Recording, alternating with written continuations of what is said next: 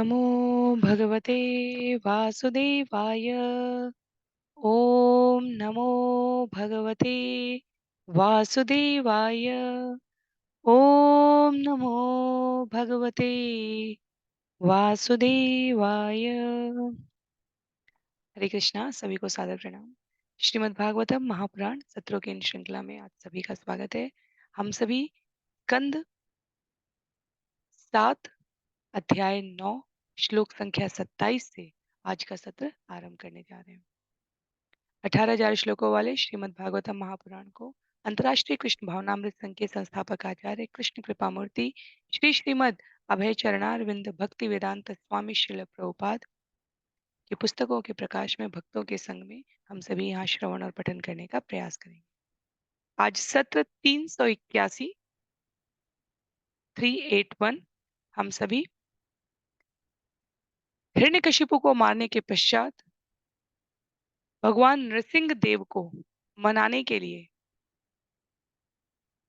हमारे प्रहलाद महाराज द्वारा जो सुंदर स्तुति गान किया गया है उसको यहाँ पर प्रस्तुत किया गया है।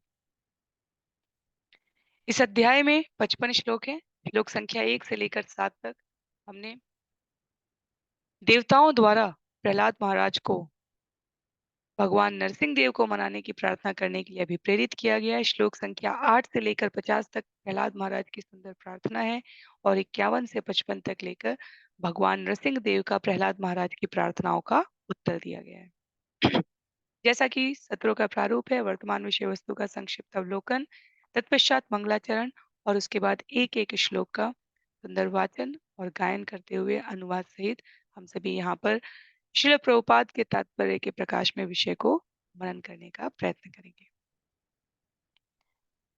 प्रहलाद महाराज अपनी सुंदर प्रार्थना भरे शब्दों के द्वारा हम समस्त मानव जाति को, प्राणियों को, हमारे भावों को अभिव्यक्त करने का एक माध्यम दे रहे हैं।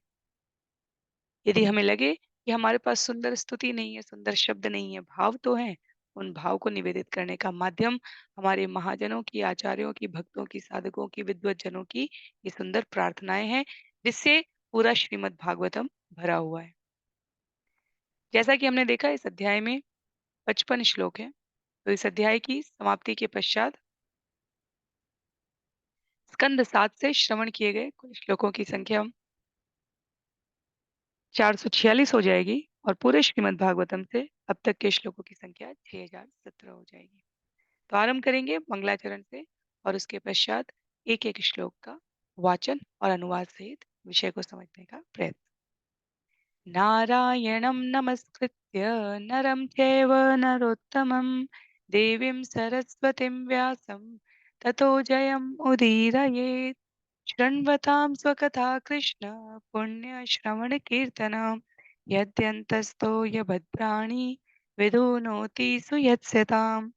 नष्टप्रायेष्वभद्रेषु नित्यं भागवत सेवया भगवत्युत्तमश्लोके भक्तिर्भवति नैष्ठिकी। ॐ अज्ञानतिमिरान्धस्य ज्ञानाञ्जनशलाकया चक्षु उन्मीलितं येन तस्मै श्रीगुरुवे नमः। मूकं करोति वाचालं पङ्गुं लङ्घयते गिरिं यत्कृपातमहं वन्दे परमानन्दमाधवं। वाञ्छाकल्पतरुभ्यश्च कृपा सिन्धुभ्य एव च पतितानां पावनेभ्यो वैष्णवेभ्यो नमो नमः। जय श्री कृष्ण चैतन्य प्रभो नित्यानंद श्री अद्वैत गदाधर श्रीवासादि गौर भक्तिवृंद। हरे कृष्ण कृष्ण कृष्ण हरे हरे, हरे राम राम राम हरे हरे। हरे कृष्ण कृष्ण कृष्ण हरे हरे, हरे राम राम राम हरे हरे।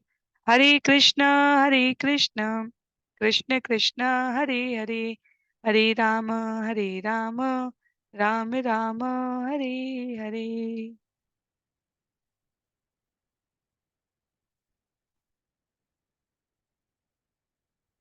हरे कृष्ण। तो पुनः सभी भक्तों को सादर प्रणाम। सत्र 381 में हम सभी स्कंद 7 अध्याय 9 श्लोक संख्या 27 से भगवान नृसिंह देव को निवेदित निवेदित प्रहलाद महाराज द्वारा प्रस्तुत सुंदर प्रार्थनाओं का वाचन करने का प्रयत्न करेंगे। जिनके पास पुस्तक है, अपनी पुस्तकों का आप प्रयोग करें, क्योंकि श्रील प्रभुपाद के तात्पर्य विस्तार पूर्वक विषय को प्रस्तुत करते हैं।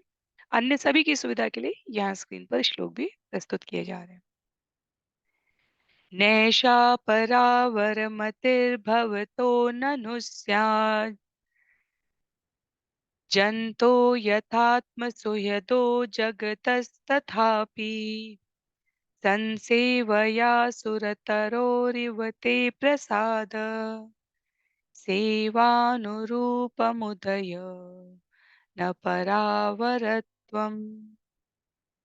हे भगवान, आप सामान्य जीवों की तरह मित्र तथा शत्रु एवं अनुकूल तथा प्रतिकूल के मध्य भेदभाव नहीं बरतते, क्योंकि आप में ऊंच नीच की कोई भावना नहीं है। फिर भी आप सेवा के स्तर के अनुसार ही अपना आशीष प्रदान करते हैं। ठीक उसी प्रकार जिस प्रकार कल्प वृक्ष इच्छाओं के अनुसार ही फल देता है और ऊंच नीच में भेदभाव नहीं बरतता। तो भगवान का स्वभाव यहाँ बताते हुए सुहृदय भगवान सबके सुहृदय हितैषी हैं। ये यथा माम प्रपद्यन्ते तांस तथैव भजाम्यहम्। जो भगवान भगवत गीता अध्याय 4 श्लोक संख्या 11 में कहते हैं, उसको व्यक्त करते हुए यहाँ पर प्रहलाद महाराज अपने शब्दों में कह रहे हैं, जिस प्रकार से हम भगवान के साथ अपने संबंध को रखते हैं, भगवान उसी भाव में उसी स्वरूप में हमारे साथ आदान प्रदान करते हैं। तो ऊंच नीच और भेदभाव का तो सवाल ही नहीं उत्पन्न होता, इसलिए क्योंकि हमारे भावों के प्रतिभाव में भगवान उत्तर देते हैं। अपनी सेवा के अनुसार हम भगवान से आशीर्वाद प्राप्त करते हैं। अपनी पात्रता के अनुसार हम अर्जित करते हैं। यदि हमारी पात्रता कुएं जैसी होगी, यदि हमारी पात्रता समुद्र जैसी होगी, यदि हमारी पात्रता एक छोटे से गड्ढे जैसी होगी, जितना बड़ा बर्तन है उतना ही उसमें अर्जित करने का सामर्थ्य होगा। सरलतम शब्दों में चैतन्य महाप्रभु के कहे गए वक्तव्य का उल्लेख करते हुए श्रील प्रभुपाद तात्पर्य में कहते हैं, जीवेर स्वरूप है कृष्ण नित्य दास। प्रत्येक जीव प्राणी कृष्ण का नित्य दास है। भगवान इस भाव में कभी भेदभाव नहीं करते कि जीव किस प्रकार से जुड़ रहा है। भगवान इस भाव में अंतर प्रतीकात्मक रूप से हमें स्पष्ट करने के लिए करते हैं कि जितने भाव से हम जुड़ेंगे उतने के अनुसार भगवान इस भौतिक जगत के बड़े या छोटे पद के अनुसार नहीं चुनाव करते। भगवान चुनाव करते हैं जीव की इच्छा के अनुपात में। जो देव लोग जाना चाहते हैं भगवान उसको उसके अनुसार फल देते हैं, जो पितृ लोग जाना चाहते हैं उसको पितृ लोग के अनुसार फल देते हैं। अर्थात यदि जीव चाहे तो भगवान की सेवा में पूरी तरीके से लगकर अपने पद के अनुसार मनोवांछित फल प्राप्त कर लेता है। भक्त के रूप में, ज्ञानी के रूप में, कर्मी के रूप में, अज्ञानी के रूप में, नास्तिक के रूप में, जैसा हम भगवान के साथ भाव विनिमय करते हैं, भगवान उसी प्रकार से प्रत्युत्तर देते हैं। श्लोक संख्या 28 में, एवं जनं निपतितं प्रभवाहि कूपे कामाभिकाममनूयः प्रपतन् प्रसङ्गात् कृत्वात्मसात् सुरर्षिणा भगवन् गृहीत सोऽहं कथं नु विसृजे तव भृत्य सेवाम्। हे भगवान, मैं एक एक करके भौतिक इच्छाओं की संगति में आने से सामान्य लोगों का अनुगमन करते हुए सर्पों के अंधे कुएं में गिरता जा रहा था, किंतु आपके दास नारद मुनि ने कृपा करके मुझे अपने शिष्य के रूप में स्वीकार कर लिया और मुझे यह शिक्षा दी कि इस दिव्य पद को किस तरह प्राप्त किया जाए। अतएव मेरा पहला कर्तव्य है कि मैं उनकी सेवा करूं। भला मैं उनकी यह सेवा कैसे छोड़ सकता हूँ। प्रहलाद महाराज यहाँ पर सीधे हम प्राणियों की स्थिति का, वास्तविक स्थिति का, हम इस जगत में किस भाव से रह रहे हैं उसका हमें प्रतिबिंब दिखाते हुए कह रहे हैं। हम इस जगत में आए ही हैं अपनी इच्छाओं की पूर्ति करवाने के लिए। जैसी हमारी इच्छा थी वैसा हमने शरीर धारण किया है। प्रहलाद महाराज कहते हैं, मेरी उपस्थिति इस जगत में इस बात का प्रमाण है कि मेरे अंदर अभी भौतिक इच्छाओं का जो अंतहीन है, उसमें गिरे रहने का, वैसे कुएं में गड्ढे में पड़े रहने का भाव था। लेकिन नारद मुनि ने अहेतुकी की कृपा करके मुझे आपके चरणारविंद की ओर अनुग्रहित कर दिया, अनुरक्त कर दिया। आपको मैं अपने भाव और सेवा निवेदित कर सकूं, ऐसी अहेतुकी की कृपा प्रदान कर दी। उन गुरु को, उनको प्रसन्न करने का जो कुछ भी यथा सामर्थ्य संभव है, वो मैं पहले करने का प्रयत्न करूंगा। कहते हैं शिल प्रभुपाद, सफलता का यही रहस्य है। भौतिक जगत में सफलता के लिए आपकी कर्मठता चाहिए, आध्यात्मिक जगत में सफलता के लिए आपके चरित्र का प्रमाण पत्र चाहिए। विश्वनाथ चक्रवर्ती ठाकुर ने जो गुरुवाष्टकम, जिसकी हम लोग प्रतिदिन ब्रह्म मुहूर्त में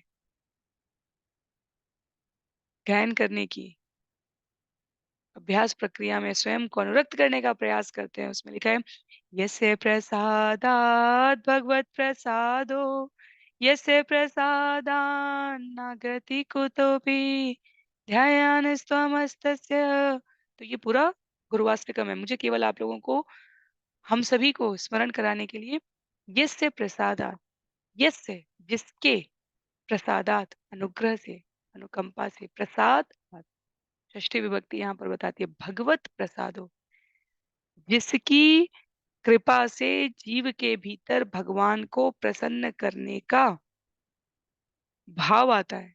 हम सीधे भगवान को प्रसन्न करने नहीं जा सकते। तुलसीदास जी ने हनुमान जी से कहा,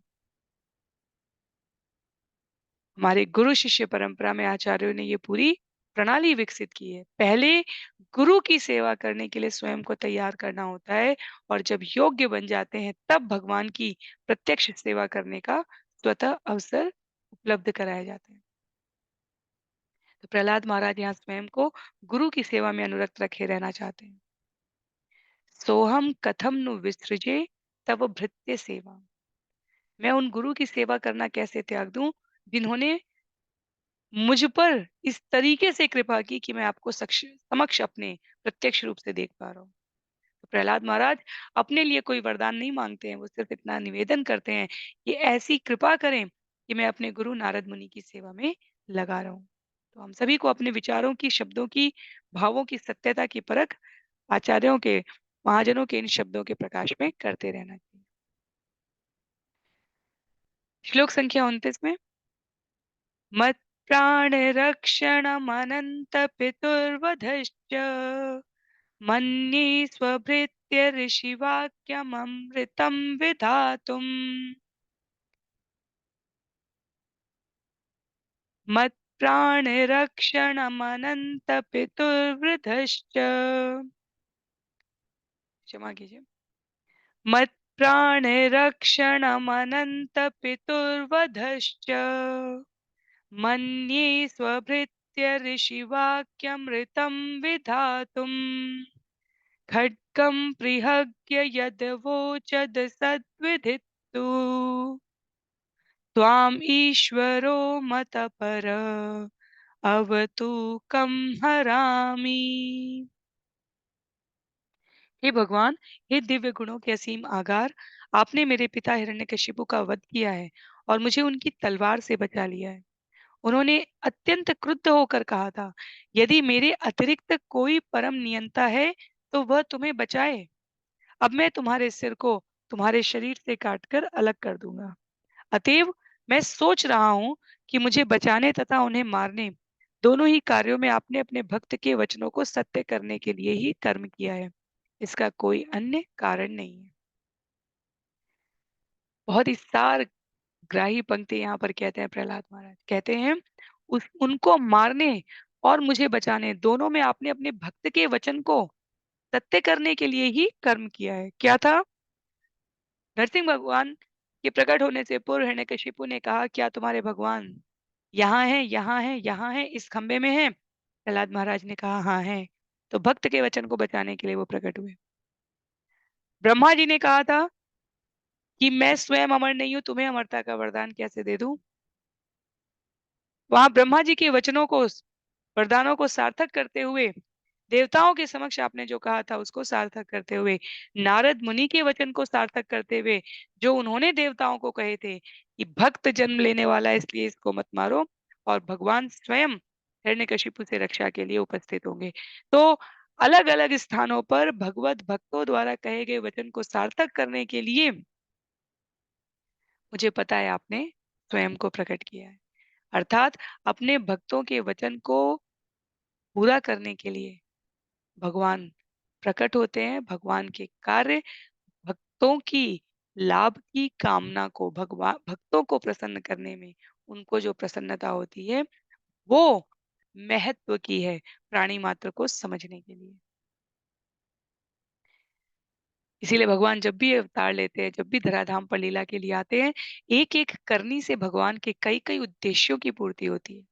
जब हम महाभारत देखते हैं, पूरी घटनाओं के परिप्रेक्ष्य में श्रवण करते हैं, पठन करते हैं, उस पर मनन करते हैं, तो घटना के भीतर की घटना के भीतर की घटना निकल कर आती है। कई जन्म जन्मांतरों की घटनाओं को भगवान साक्षी रूप में देखते आए हैं। तो कई प्रकार के उद्देश्यों की पूर्ति भगवान की एक करनी से होती है। भक्त की सत्यता, भगवान की स्वामी भक्ति को सिद्ध करना, भक्तों की इच्छा के लिए भगवान कुछ भी कर सकते हैं। इन सभी प्रकार के उद्देश्यों की पूर्ति यहाँ हिरण्यकशिपु का वध करके और इस प्रकार नरसिंह रूप धारण करके भगवान द्वारा स्वयं को प्रस्तुत करने में हो रही है। और सार बात जो कह रहे हैं प्रहलाद महाराज, जब भी भगवान कुछ करते हैं तो इस प्रकार के लीला के लिए, वो भक्तों की प्रसन्नता के लिए होता है। श्लोक संख्या 30 में, एकस्त्वमेव जगते तममुष्य यत्त्वम् आद्यन्तयो पृथग्वस्यसि मध्यतश्च सृष्ट्वा गुणव्यतिकरं निजमाययेदम् नानेव तैवसित तत् अनुप्रविष्ट। हे भगवान, अकेले आप ही अपने आप को विराट जगत के रूप में प्रकट करते हैं, क्योंकि आप सृष्टि के पूर्व विद्यमान थे, संहार के बाद भी विद्यमान रहते हैं और आदि तथा अंत के बीच में पालक होते हैं। यह सब प्रकृति के तीनों गुणों की क्रिया प्रतिक्रिया के माध्यम से आपकी बहिरंगा शक्ति द्वारा किया जाता है। अतएव भीतर तथा बाहर जो कुछ भी विद्यमान है वह केवल आप है। इसमें हमें से किसी को भी कोई दुविधा नहीं होती। तो हम भगवान के तीन विस्तार के बारे में देखते हैं, ब्रह्म ज्योति के रूप में, परमात्मा के रूप में और ईश्वर के रूप में। और हम अपने आसपास की सभी स्थिति परिस्थिति में ध्यान पूर्वक चिंतन करने पर उनको उपस्थित पाते हैं। तो प्रहलाद महाराज का ये कथन स्वतः ही सार्थक हो जाता है कि भीतर तथा बाहर जो कुछ भी विद्यमान है वो केवल आप है, आप है, केवल आप है।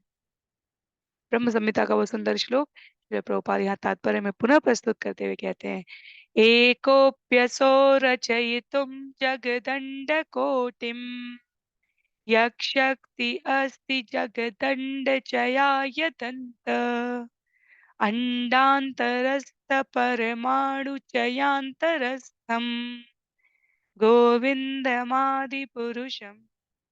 तमहं भजामि। मैं उन भगवान गोविंद की पूजा करता हूँ जो अपने किसी एक अंश के द्वारा प्रत्येक ब्रह्मांड तथा प्रत्येक परमाणु तक में प्रवेश करते हैं और इस प्रकार अपनी अनंत शक्ति को सारी भौतिक सृष्टि में प्रकट करते हैं। तो भगवान उपस्थित हैं हर कण कण के, परमाणु से लेकर इस विशाल ब्रह्मांड की सृजना तक। ऐसा कोई कार्यकलाप नहीं है जो भगवान की उपस्थिति के बिना, उनकी अनुमति के बिना संचालित हो, पर वे भौतिक न होकर दिव्य है। प्रत्येक वस्तु में कार्य और कारण के रूप में विद्यमान है, पर पृथक होकर इस जगत के परे रहते हैं। क्या भाव है ये? भगवत गीता में भगवान कहते हैं, अध्याय 9 श्लोक संख्या 4 में, मया तत इदम सर्वम जगद अव्यक्त मूर्तिना मतस्थानि सर्वभूतानि न चाहं तेषु अवस्थित। संपूर्ण विराट जगत भगवान की शक्ति का विस्तार मात्र है। प्रत्येक वस्तु उन्हीं पर टिकी हुई है। फिर भी वे सृजन, पालन तथा संहार से पृथक रहते, परे रहते। शक्ति और शक्तिमान एक ही है, इसलिए सारी वस्तु एक ही है। सर्वम खल्वम इदम ब्रह्म। परब्रह्म या कृष्ण के बिना कुछ भी विद्यमान नहीं। केवल विभिन्न प्रकार की अभिव्यक्तियों में वो हमें भिन्न प्रतीत होता है। एकस्त्वमेव जगत एतम्। आप सब कुछ है भगवान। और ये हम सबका भाव यदि रहे और अपने कार्यों में यदि हमें इसकी स्पष्टता रहे, स्मरण रहे, वो स्मरण भी भगवत कृपा से ही संभव है, तो हम इस जगत के अनेकों प्रकार के आकर्षणों में कभी अनुरक्त नहीं होंगे। कहते हैं आगे श्लोक संख्या 31 में,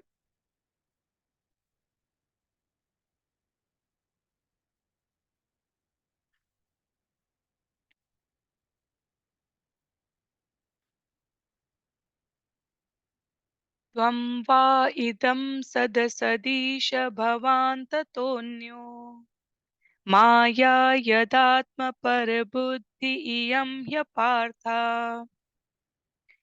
यद्यस्य जन्म निधनं स्थितिरीक्षणं च तद्वैतदेव वसुकालवदष्टितर्वो। हे भगवान, हे परमेश्वर, यह समग्र सृष्टि आपके द्वारा उत्पन्न है और विराट जगत आपकी शक्ति का परिणाम है। यद्यपि संपूर्ण ब्रह्मांड आपके अतिरिक्त अन्य कुछ नहीं है, फिर भी आप अपने को उससे पृथक रखते हैं। मेरा तथा तुम्हारा की धारणा निश्चय ही एक प्रकार का मोह है, क्योंकि प्रत्येक वस्तु आपसे उद्भूत होने के कारण आपसे भिन्न नहीं है। निसंदेह विराट जगत आपसे अभिन्न है और संहार भी आपके द्वारा ही किया जाता है। आप तथा ब्रह्मांड के बीच का यह संबंध बीज तथा वृक्ष अथवा सूक्ष्म कारण तथा स्थूल अभिव्यक्ति के उदाहरण के द्वारा प्रस्तुत किया जाता है।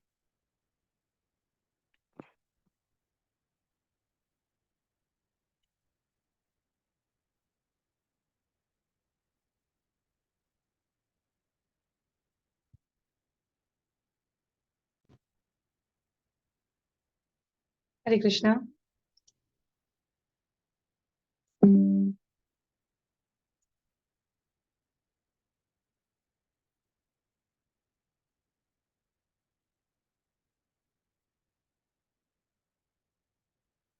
प्रहलाद महाराज कहते हैं यहाँ पर,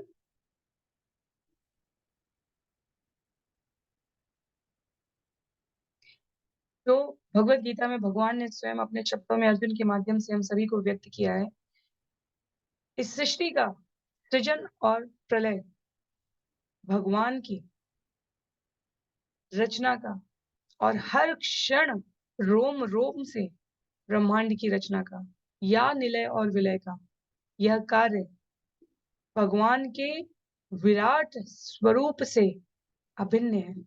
अर्थात सब कुछ भगवान के सीमा क्षेत्र में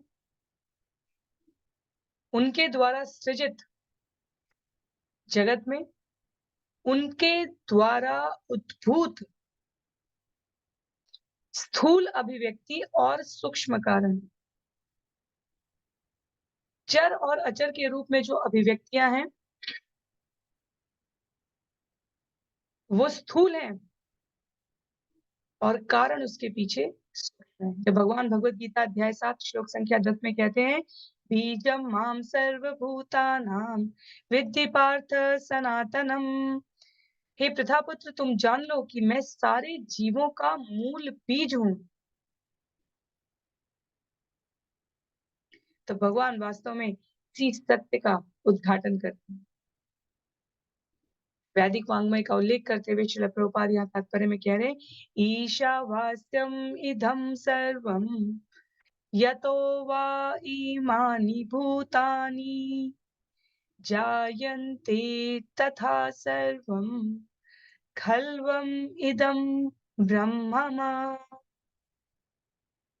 ये समस्त प्रकार की जानकारियां केवल एक परम सत्य को बताती हैं, और वो ये कि ईश्वर एक है, उनके अतिरिक्त कुछ भी नहीं है।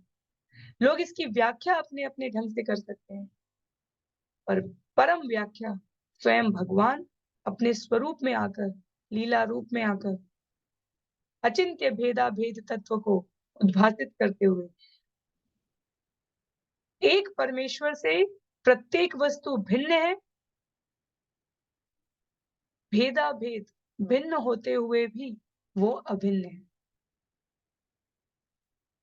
इसलिए वर्तमान, भूत और भविष्य काल के परे की घटना भी भगवान को विदित होती है। इसलिए जीवों के लिए कहा गया है, यदि कितनी कितना भी हम सोच लें और कितनी भी योजना बना लें, भूत के अनुभव से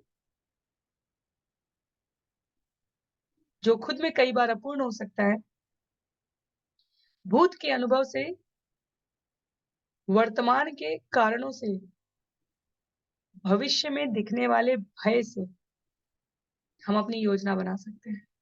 और जो भगवान करते हैं वो भविष्य दृष्टा के रूप में करते हैं।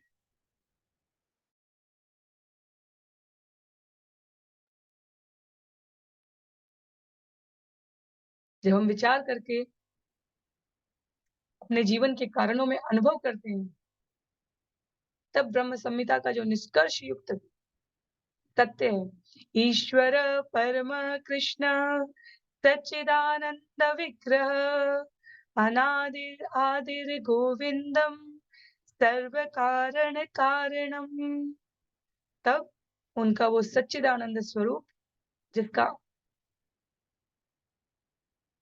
कोई अन्य उद्गम नहीं है, समस्त कारणों के प्रधान कारण के रूप में है और सभी का उद्गम वो स्वयं। प्रत्येक वस्तु के वो मूल में है, तो प्रत्येक वस्तु में से कोई भी वस्तु, कोई भी कारण, कोई भी कर्म उनसे भिन्न नहीं है। आगे कहते हैं श्लोक संख्या 32 में,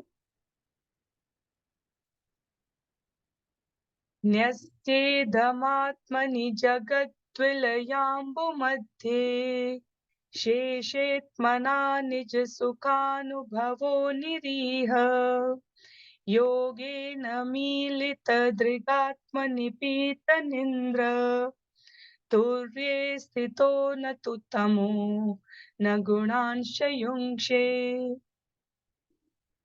हे परमेश्वर, संहार के बाद सृजनात्मक शक्ति आप में स्थित रखी जाती है और आप अपनी अधूली आंखों से सोते प्रतीत होते हैं, किंतु तथ्य तो यह है कि आप एक सामान्य व्यक्ति की भांति सोते नहीं, क्योंकि आप भौतिक जगत की सृष्टि के परे सदैव दिव्य अवस्था में रहते हैं और सदैव दिव्य आनंद का अनुभव करते हैं।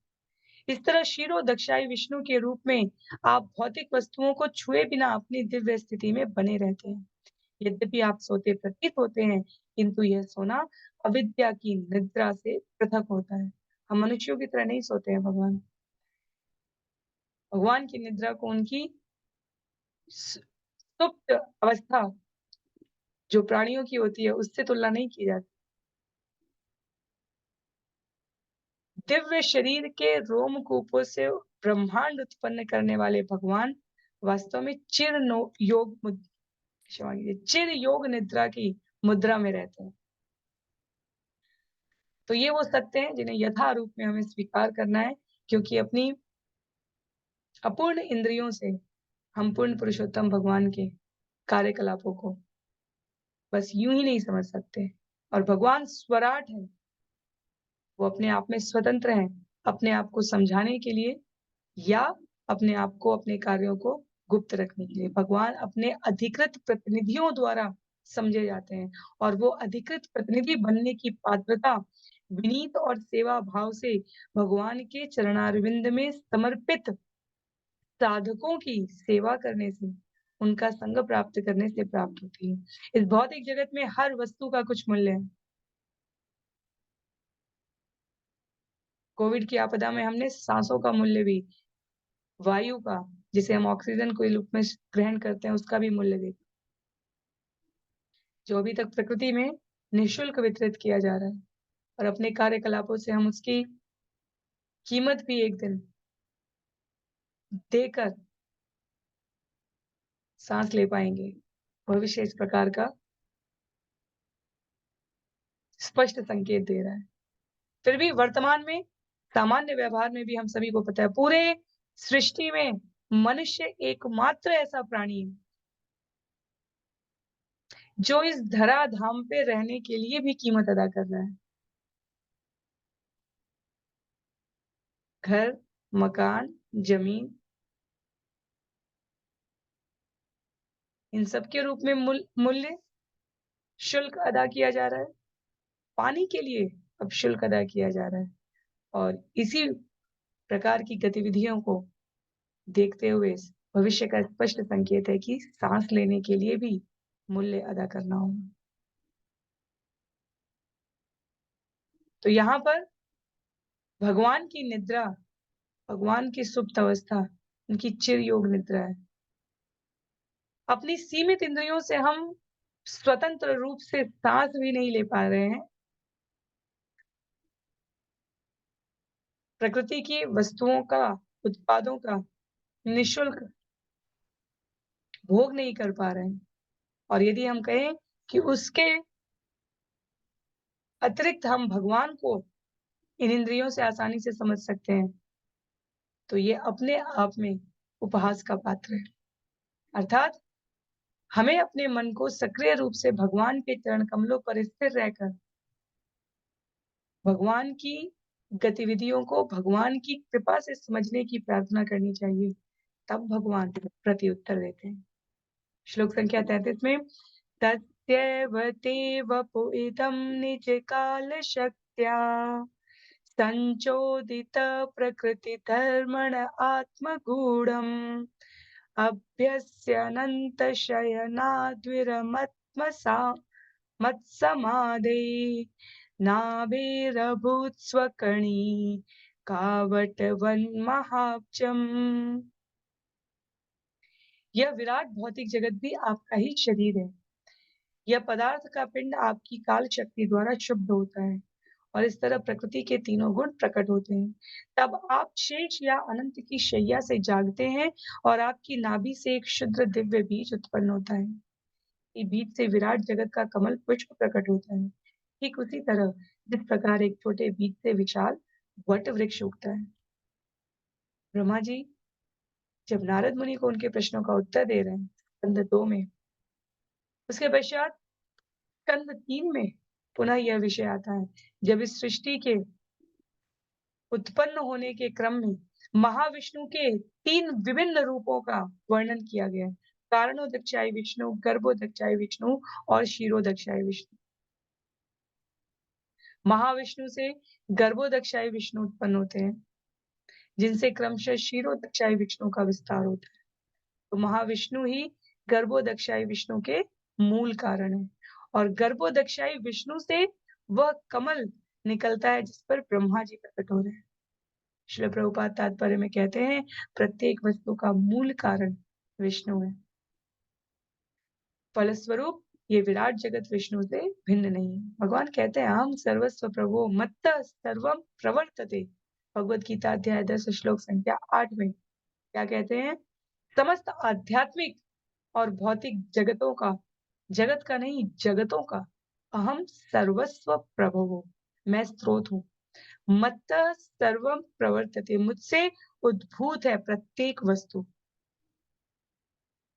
तो गर्भोदक्षाय विष्णु जो कारणोदक्षाय विष्णु के अंश हैं और कारणोदक्षाय विष्णु स्वयं संकर्षण के अंश हैं और ये अंततो गत्वा कृष्ण समस्त कारणों के कारण सर्व कारण कारणों उनसे उत्पन्न है। तो भौतिक जगत हो या आध्यात्मिक जगत हो, परमेश्वर के शरीर के रूप में, आध्यात्मिक उत्पत्ति के रूप में, भौतिक विस्तार के रूप में सर्वत्र भगवान व्याप्त।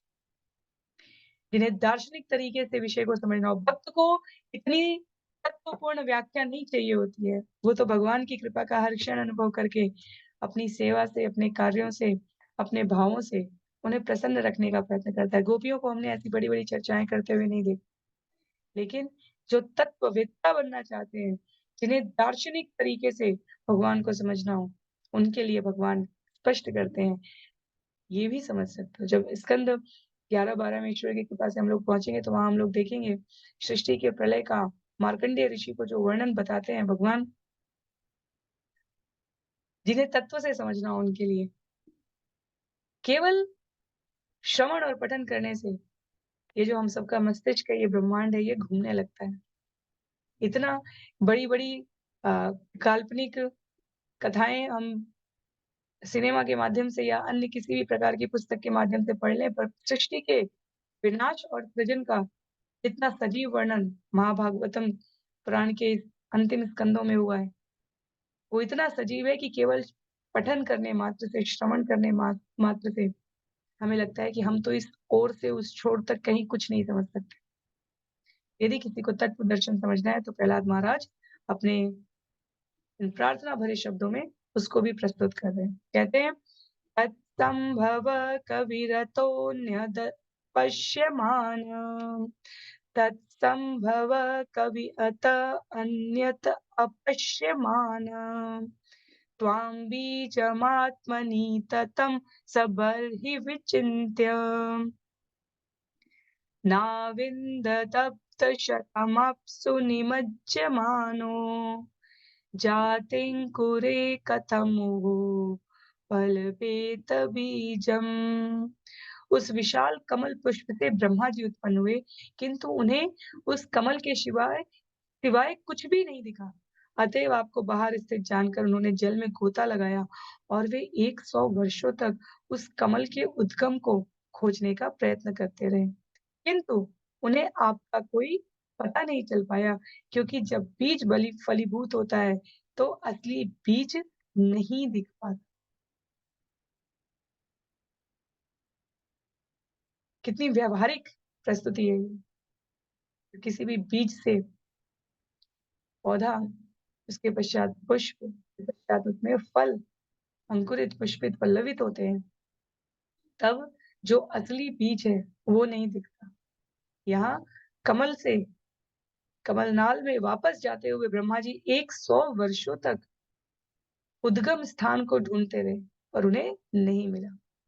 क्यों? क्योंकि ब्रह्मा जी कितना भी हैं इस भौतिक जगत में के आदि जीव कहे गए हैं और इस भौतिक जगत में कुछ भी पूर्ण नहीं है और अपूर्णता से पूर्णता को नहीं नापा जा, तो इसे केवल समस्त कारणों के कारण के रूप में स्वीकार किया जा सकता है। जो स्वीकार करके, इस प्रणाली में विश्वास करके अपने आप को अग्रसरित कर ले गए हैं, उन्हें बुद्धिमान कहा गया है। जो इस पर संशय करते हुए अनेकों प्रकार से, अनेकों तर्कों से इसे झुठलाने के प्रयास में रहे हैं, उनकी गति का किसी को कोई भान नहीं है।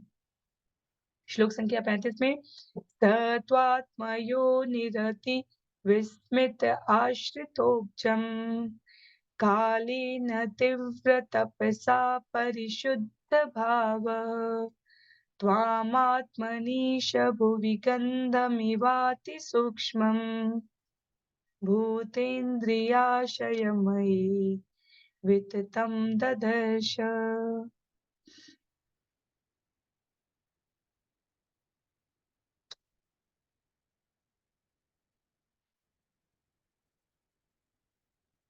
आत्म योनि के नाम से विख्यात अर्थात बिना माता के उत्पन्न ब्रह्मा जी को आश्चर्य हुआ। अतएव उन्होंने कमल पुष्प की शरण ग्रहण की और जब वे सैकड़ों वर्षों तक कठोर तपस्या करने के बाद शुद्ध हुए, तो वे देख पाए कि समस्त कारणों के कारण भगवान उनके अपने पूरे शरीर तथा इंद्रियों में उसी तरह व्याप्त थे, इस प्रकार गंध अत्यंत सूक्ष्म होने पर भी पृथ्वी में अनुभव की जाती है। तो जब ध्यान धारणा से भगवान की शरणागति होकर ब्रह्मा जी ने अपनी अनुभूति को शुद्ध किया, तब उन्हें अपने प्रत्येक कण-कण में भगवत अनुभूति होती है। और उदाहरण कितना सार्थक है, गंध की भांति। जैसे कोई देख नहीं सकता गंध को, पर जब पृथ्वी से फूल उगते हैं तो विभिन्न रंगों एवं सुगंधों वाले दिखते हैं और वो प्राप्त कहाँ से करते हैं? एकमात्र मूल स्रोत से प्राप्त करते हैं।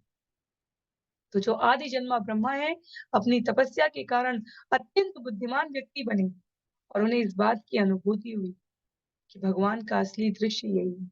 अंडांतरस्थ परमाणु चयांतरस्थम।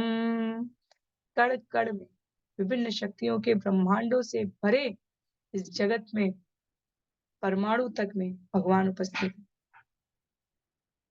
आगे श्लोक संख्या 36 में ये विषयों को एक क्रम में हम लोग इसलिए श्रवण करते चले जा रहे हैं क्योंकि ये बिंदु अनेक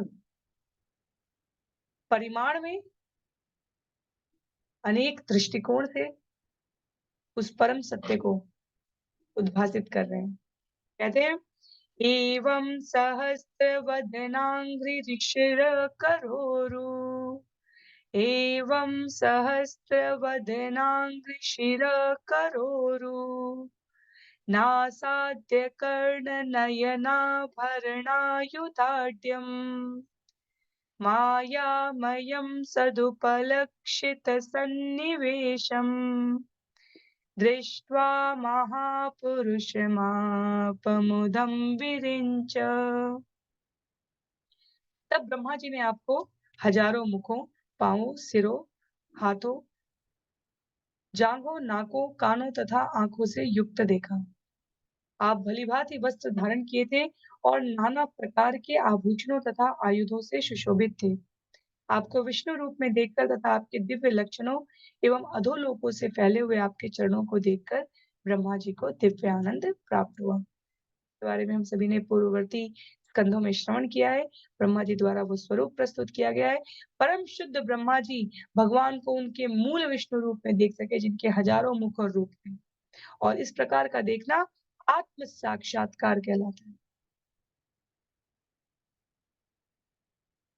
वास्तव में देखा जाए तो ब्रह्मा जी ने किसी तेज पुंज के रूप में नहीं देखा, महापुरुष के रूप में देखा। अर्जुन के लिए श्रील प्रभुपाद कहते हैं तात्पर्य में, अर्जुन ने भी कृष्ण को इसी रूप में देखा था। पर ब्रह्म, परम धाम, पवित्र करने वाले परम सत्य नित्य दैवी पुरुष के रूप। शुद्ध होने के पश्चात जीव भगवान को देख सकता है, आत्म साक्षात्कार के रूप में देख सकता है। मुख, नाक, कान आदि प्रतीकों द्वारा भगवान के नित्य स्वरूप को जान सकता है। और ये देखने के पश्चात ब्रह्मा जी के शब्दों में पूरी ब्रह्म संहिता सुंदर जो रचना की गई है, उसको हम लोग स्थान स्थान पर श्रवण करें। आगे कहते हैं प्रहलाद महाराज श्लोक संख्या 37 में, तस्मै भवान् हयशिरस्तनुवं हि बिभ्रद् वेदद्रुहावति बलो मधुकैटभाख्यो हत्वा न यच्छ्रुतिगणांशरजस्तमश्च सत्वं तव प्रियतमां तनुमामनन्ति। हे भगवान, जब आप घोड़े का सिर धारण करके हयग्रीव रूप में प्रकट हुए तो आपने रजो तथा तमो गुणों से पूर्ण मधु तथा कैटभ नामक 2 असुरों का संहार किया। फिर आपने ब्रह्मा को वैदिक ज्ञान प्रदान किया। इसी कारण से सारे महान ऋषिगण आपके रूपों को दिव्य अर्थात भौतिक गुणों से अछूता मानते हैं। आप में से किसी को भी लगे यदि कि हम लोग शीघ्रता से इन श्लोकों को पूरा कर रहे हैं, कोई बिंदु अस्पष्ट है तो आप निश्चित रूप से प्रस्तुत करते हैं। यहाँ पर लिख सकते हैं श्रील प्रभुपाद अपने प्रत्येक श्लोक में विस्तार पूर्वक तात्पर्य इसलिए प्रस्तुत करते हैं कि यदि कोई एक श्लोक भी श्रवण करे तो उसको ज्ञान समग्र रूप में प्राप्त हो जाए, केवल एक कोना नहीं, एक अंश नहीं, समग्र रूप में। इसलिए लगभग हर तात्पर्य में प्रहलाद महाराज के इस श्लोक की प्रस्तुति में विशेष रूप से जो भी जहां से संभव है श्रील प्रभुपाद यहाँ व्यक्त करते जा रहे हैं। तो अपने दिव्य स्वरूप में भगवान पहली बार भगवान नृसिंह देव के रूप में नहीं आए हैं। पहले भी भक्तों को सुरक्षा प्रदान करने के लिए वो उद्यत रहे हैं। और प्रहलाद महाराज कहते हैं, आपने मधु और कैटभ नामक असुरों का संहार किया था हयग्रीव रूप धारण करके, जब उन्होंने ब्रह्मा जी पर आक्रमण किया था। जो आधुनिक असुर ये सोचते हैं कि सृष्टि के प्रारंभ में जीवन नहीं था, आधुनिक असुर अर्थात वर्तमान के प्राणियों को संबोधित करते हुए श्रील प्रभुपाद कह रहे हैं जिन्हें लगता है सृष्टि के आरंभ में जीवन नहीं था, उन्हें यहाँ श्रीमद् भागवतम से ज्ञात हो सकता है कि भगवान ने जिस प्रथम सजीव प्राणी को जन्म दिया वो ब्रह्मा थे, जो स्वयं वैदिक ज्ञान से ओतप्रोत थे और उनके ऊपर भी तुरंत सृष्टि के आरंभ से ही असुरों द्वारा आक्रमण किए जाते रहे और भक्त के रूप में आश्वस्त रहे जीव, इसके लिए भगवान उन्हें सुरक्षा प्रदान करने के लिए सदैव उद्यत रहते हैं। तो भगवान का ये कथन यदा यदा हि धर्मस्य ग्लानिर्भवति भारत अभ्युत्थानमधर्मस्य तदात्मानं सृजाम्यहम्, ये केवल द्वापर के लिए, महाभारत से पहले, युद्ध से पहले अर्जुन को प्रेरित करने के लिए नहीं है, ये सृष्टि के उद्देश्य से। हम इस ब्रह्मांड के संदर्भ में इन कथाओं को श्रवण कर रहे हैं, तो इस ब्रह्मांड के आरंभ से असुरगण सदैव वैदिक सभ्यता का विरोध करने के लिए सन्निध रहेंगे, यह भी प्रस्तुत किया गया है। इसलिए ब्रह्मा जी को भी ज्ञान प्राप्त हुआ है और सृष्टि आरंभ ही कर रहे हैं और तब तक मधु और कैटव नाम के असुर आ गए। तो हयग्रीव के रूप में भगवान उपस्थित होकर उन्हें बचाते हैं। आगे श्लोक संख्या 38 में लिखा है, इत्थं नृतिर्यकृषिदेव च सावतारे लोकान् विभावयसि हंसि जगत्प्रदीपान् धर्मं महापुरुषपासि युगानुवृत्तम् छन्ना कलो यद्भव त्रियुगोतसत्त्वम्। हे प्रभु, इस प्रकार आप विभिन्न अवतारों में जैसे मनुष्य, पशु, ऋषि, देवता, मत्स्य या कच्छप के रूप में प्रकट होते हैं और इस प्रकार से विभिन्न लोकों में संपूर्ण सृष्टि का पालन करते हैं तथा आसुरी सिद्धांतों का वध करते हैं। हे भगवान, आप युग के अनुसार धार्मिक सिद्धांतों की रक्षा करते हैं, किंतु कलयुग में आप स्वयं को भगवान के रूप में घोषित नहीं करते, इसलिए आप त्रियुग कहलाते हैं, अर्थात 3 युगों में प्रकट होने वाले भगवान। तो इसीलिए त्रियुगी भगवान इसलिए कहे जाते हैं क्योंकि कलयुग में भगवान स्वयं को प्रकट नहीं करते और जो प्रकट रूप से कल की अवतार है उससे पहले जो भगवान का छद्मवेश पूर्णावतार भक्तों की रक्षा करने वाला, परिणाम के सिद्धांतों को पुनः प्रचारित करने वाला, वो भगवान का चैतन्य महाप्रभु का स्वरूप है। कलयुग के पतित जीवों की रक्षा के लिए श्रील प्रभुपाद लिखते हैं, भगवान चैतन्य प्रकट हुए। चैतन्य महाप्रभु ने स्वयं को कभी भगवान नहीं कहा, जो भगवान कहता भी था तो वो अपने कान बंद कर लेते, अनुमति नहीं।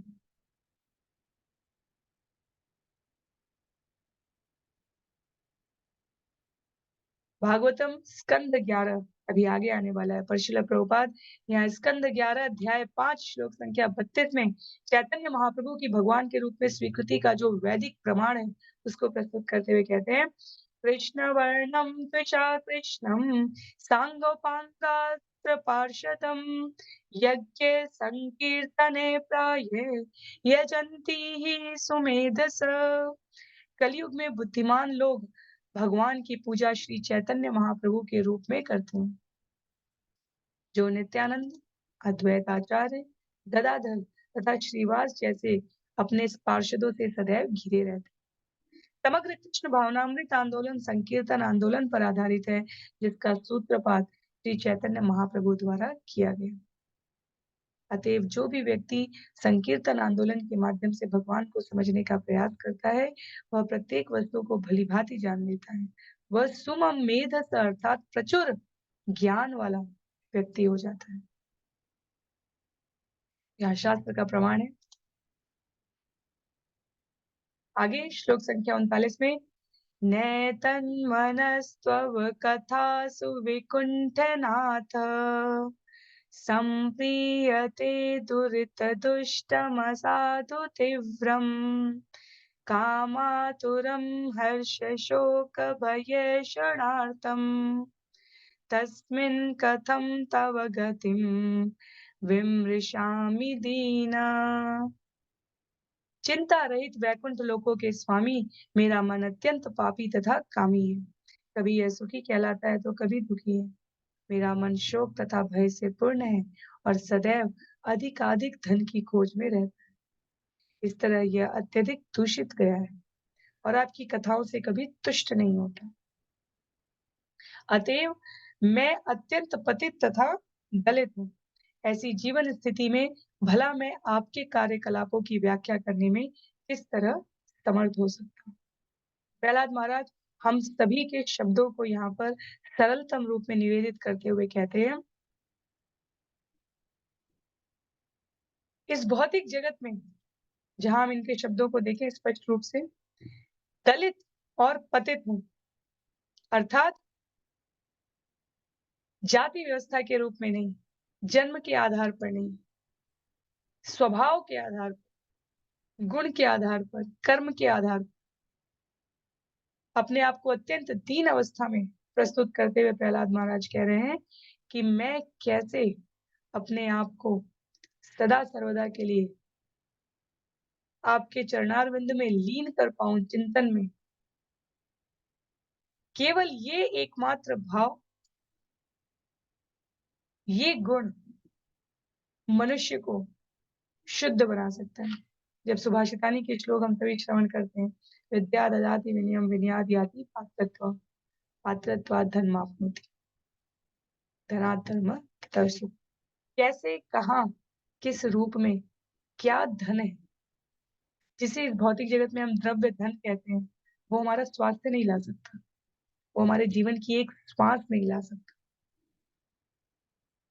तो विद्या ददाति विनयम, किसी भी प्रकार की संपदा को अर्जित करने के लिए जीवन में विनयशीलता होनी चाहिए। भगवान की कृपा प्राप्त करने के लिए भी अत्यंत विनीत भाव होना चाहिए।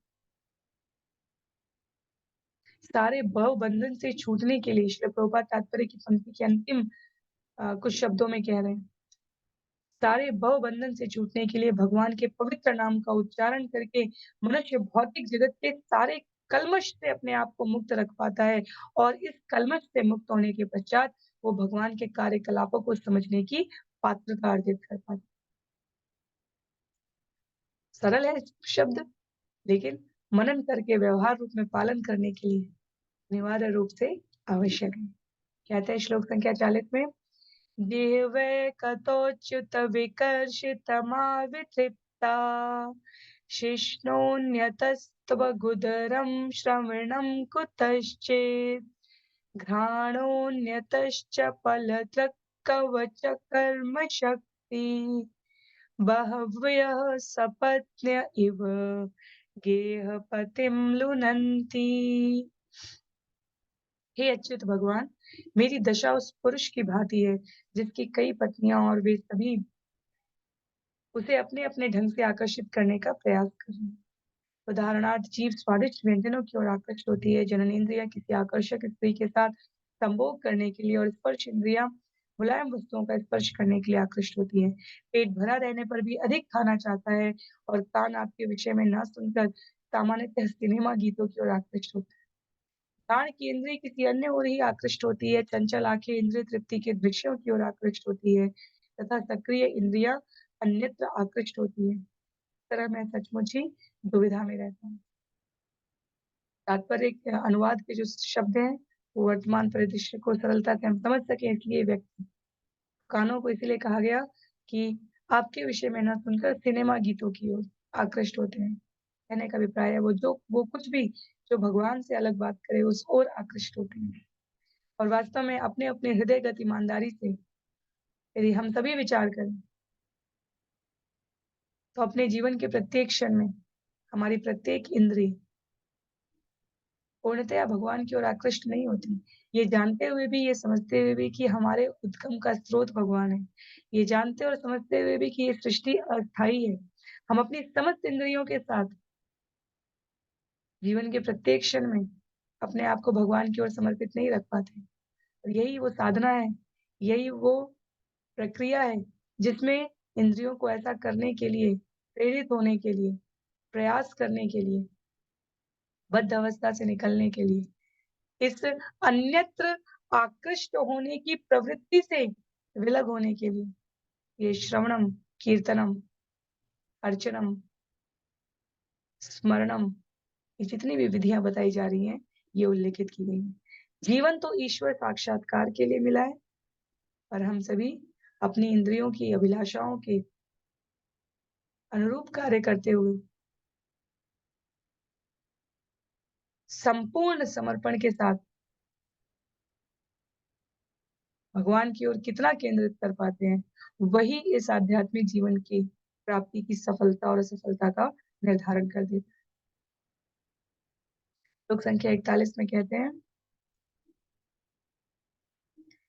एवं स्वकर्म पतितं भव वैतरण्याम् अन्योन्य जन्म मरणाशन भीत भीतम् पश्यन् जनं स्वपर विग्रह वैरमैत्रम् हन्तेति पारचरपि मूढ़मद्य।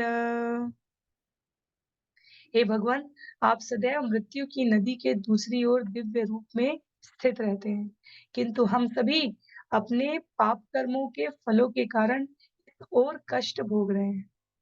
निस्संदेह हम इस नदी में गिर गए हैं और जन्म मृत्यु की वेदनाओं से बारंबार कष्ट उठा रहे हैं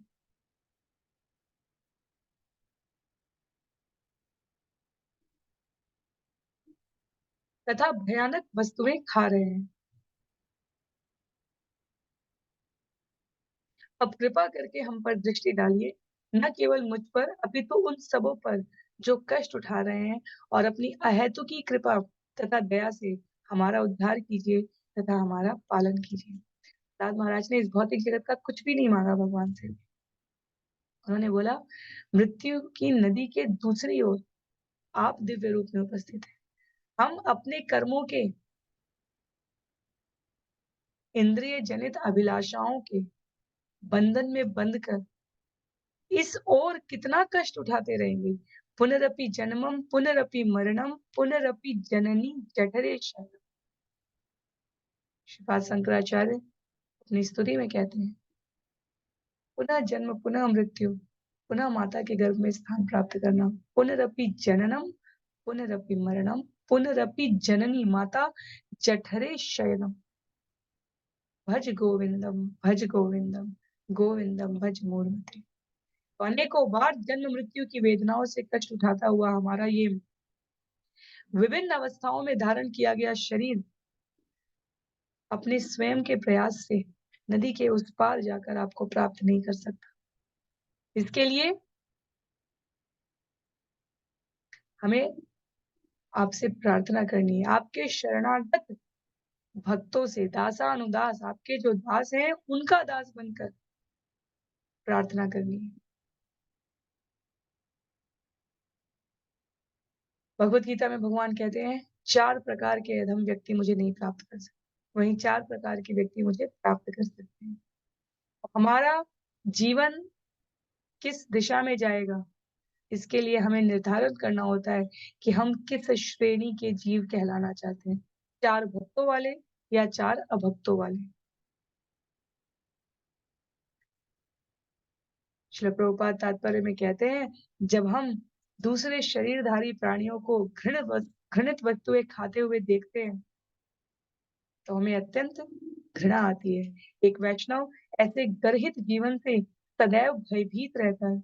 अगली योनि कौन सी मिले। मनुष्य जीवन में सभी प्रकार के संसाधनों की उपलब्धता के पश्चात भी हम अपने आप को सुखी अनुभव नहीं कर पाते। अगली योनि कौन सी मिले, मगरमच्छ की, कुकर की, शूकर की, मछली की, किस प्रकार की, उस विभत्स दशा से हम अपने आप को कैसे बचा पाए। हे भगवान, यारे देखे तारे कह कृष्ण उपदेश। चैतन्य महाप्रभु ने प्रकट होकर कहा, हमें सदैव कृष्ण का निष्ठावान दास बनने का प्रयत्न करना चाहिए।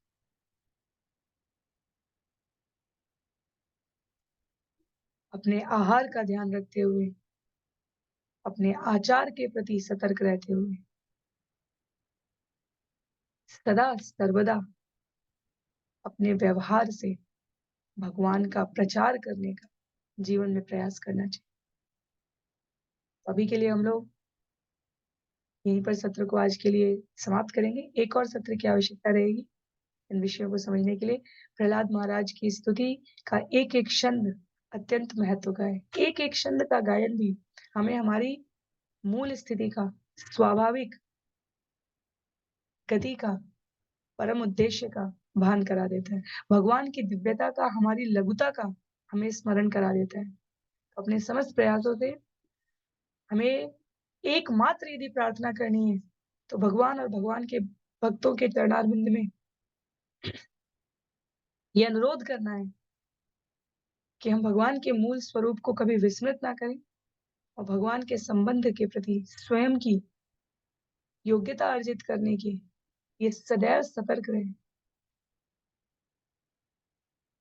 भगवान के नाम आश्रय में रहते हुए, भगवान की कथा श्रवण करके अपने जीवन के उद्देश्य को प्राप्त करने के लिए प्रत्येक क्षण के प्रत्येक कर्म को अभिप्रेरित करें। इसी के साथ आज के इस सत्र को हम लोग यहाँ पर समाप्त करेंगे। अगले सत्र में श्लोक संख्या 42 से इस विषय को आगे श्रवण करेंगे। श्रील प्रभुपाद की जय, श्रील गुरुदेव की जय, अनंत कोटि वैष्णव वृंद की जय, श्रीमद् भागवतम महापुराण की जय। हरे कृष्ण।